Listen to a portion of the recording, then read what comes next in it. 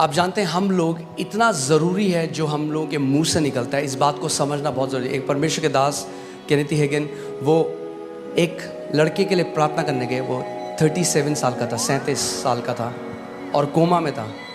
और वो जैसे ही हॉस्पिटल के कमरे में गए, उन्होंने हाथ रखा, प्रभु ने एकदम अपना हाथ हटा ले क्योंकि ये बचेगा नहीं, मर जाएगा।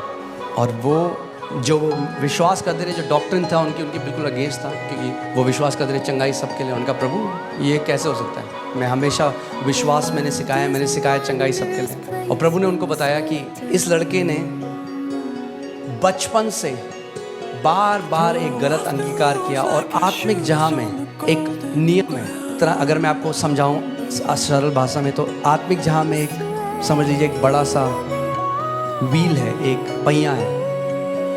और जब आप किसी बात को लगातार कन्फेस करते हो, वो पहिया घूमने लग जाता है, उसको गति मिल जाती है।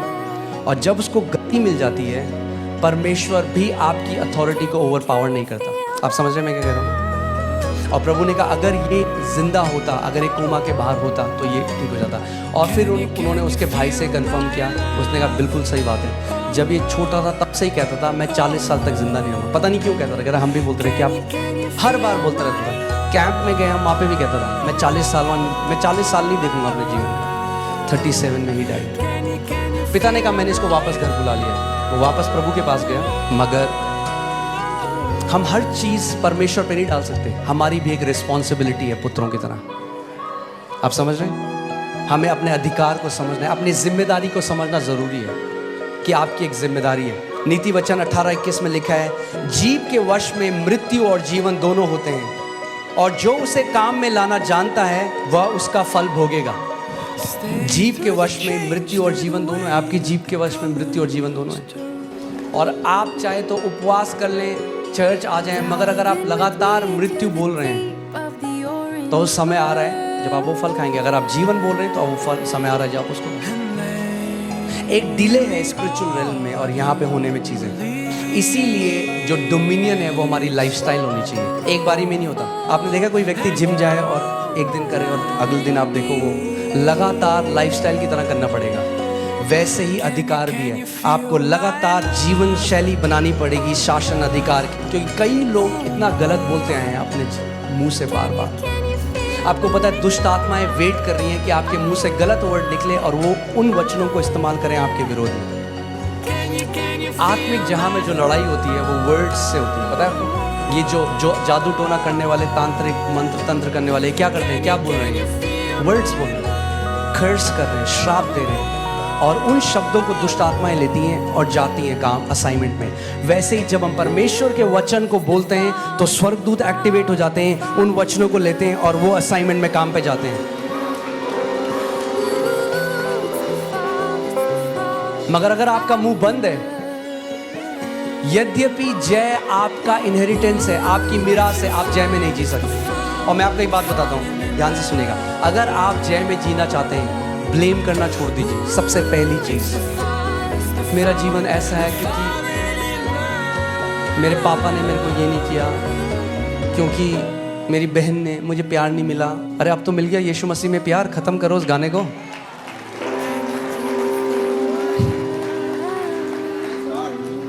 और सच्चा प्यार मिला है। रोमियो 5:5 में लिखा है, परमेश्वर ने पवित्र आत्मा के द्वारा प्रेम को, पिता के प्रेम को हमारे दिल में उंडेल दिया है। और अगर आप विक्टोरियस जीना चाहते हैं, जयवन जीना चाहते हैं, आपको एक बेचारेपन की विक्टिम मेंटालिटी से बाहर आना पड़ेगा। कई लोग सेम स्टोरी बोल रहे हैं 40 साल से, उसने मेरे साथ ऐसा किया। और वो जब बोलते रहते हैं, दुष्ट आत्माएं बहुत खुश होती हैं, वाह बोलता रहे, तेरे को हम दबा के रखेंगे जिंदगी भर। मगर जिस दिन वो परमेश्वर के वचनों को बोलने लग जाएंगे, जिस दिन वो परमेश्वर के पुत्र के अधिकार को समझने लग जाएंगे, वो ट्रांसफॉर्मेशन अपने जीवन में होने देंगे। आमीन। आपको पता है कितने मसीह लोगों की बात कर रहा हूँ मैं, जो प्रभु के बेटे और बेटियाँ हैं, वो टाइम से पहले चले गए। प्रभु ने उनको ले गया, उनका मुंह उनको ले गया। क्योंकि परमेश्वर आपकी फ्री विल को ओवरराइड नहीं करेगा। यही तो मैं कह रहा हूँ, परमेश्वर को कंट्रोल करना होता तो सबसे पहले आदम और ईव को कंट्रोल कर देता बगीचे में। परमेश्वर आपको कंट्रोल, आप मुंह से जो भी बोलेंगे परमेश्वर कंट्रोल नहीं करेगा, वो आपको लीड करेगा, कंट्रोल नहीं करेगा कभी भी। इसीलिए जितने परमेश्वर की आत्मा के चले। और बताइए भाई साहब कैसे हैं? अरे क्या बताएं, सैलरी 15 तारीख को ख़त्म हो जाती है। अरे पूछा मैंने, वो क्यों गा रहे हो अपने लैक का गाना सब जगह कि कमी घटी है? अरे बोलो मसीह में मैं आशीषित हूं। देखो क्या होगा, जितना कमी घटी बोलोगे उतना कमी घटी में जियोगे, जितना अबंडेंस बोलोगे उतना अबंडेंस में जियोगे, जितना चंगाई बोलोगे उतना चंगाई में जियोगे, जितना ब्लेसिंग बोलोगे उतना ब्लेसिंग में जियोगे। आमीन। अरे पास्टर बहुत बुरा टाइम आने वाला है, आपको पता है इलेक्शन आने वाले हैं। हमारी ब्लेसिंग किसी गवर्नमेंट से नहीं आती। बहुत सीरियस हो गए कुछ लोग। इब्राहिम और लूत उसका जो कजन था, लूत ने देखा हरी चराइयां, यहां है ब्लेसिंग। कनाडा, अरे एक तो कनाडा क्यों बोलता हूं बार बार, नथिंग अगेंस्ट कनाडा, ओके।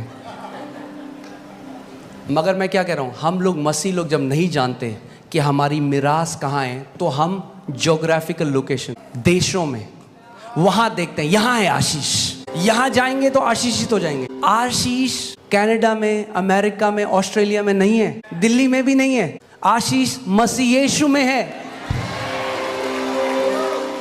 इफिसियों 1:3 लगाइएगा।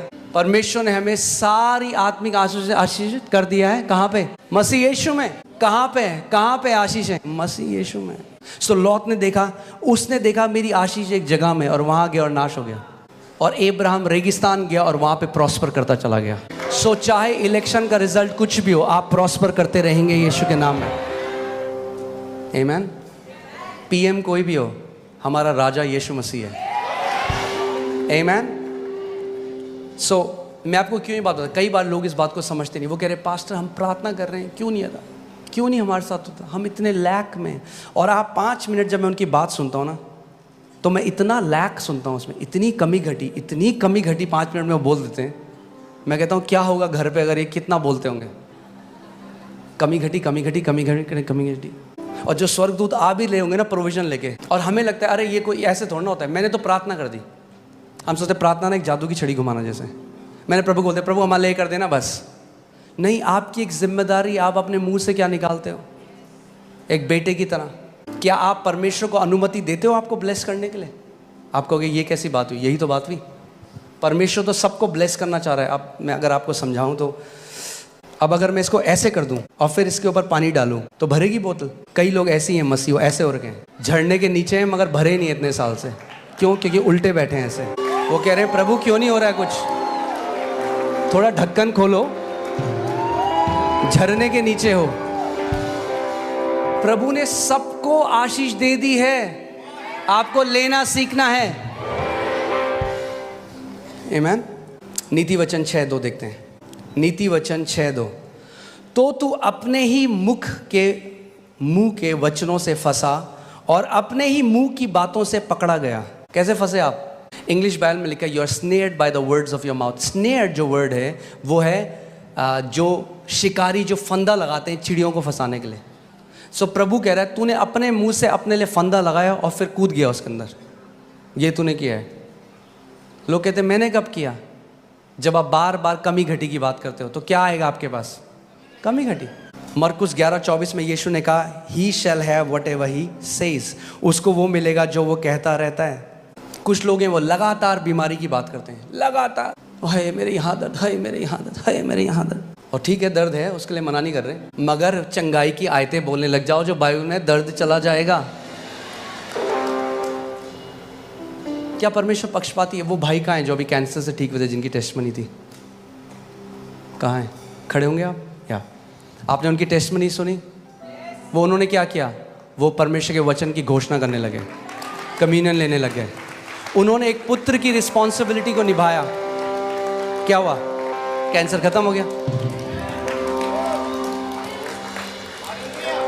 जो परमेश्वर कैंसर ठीक कर सकता है वो आपका सर दर्द नहीं ठीक कर सकता, वो आपका पेट दर्द नहीं ठीक कर सकता, वो आपकी पीठ दर्द नहीं ठीक कर सकता, घुटनों का दर्द नहीं ठीक कर सकता, मगर मुंह को चेंज होना पड़ेगा पहले। आमीन।